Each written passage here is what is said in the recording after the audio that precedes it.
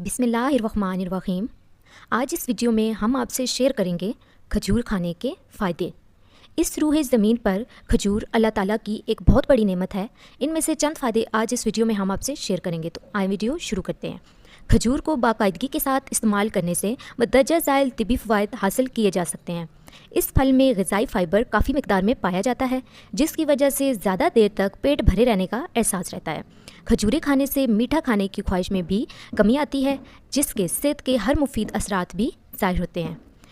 तिब्बी माहिरीन के मुताबिक हर रोज़ इंसान को 20 से 30 ग्राम तक फ़ाइबर ज़रूर इस्तेमाल करनी चाहिए।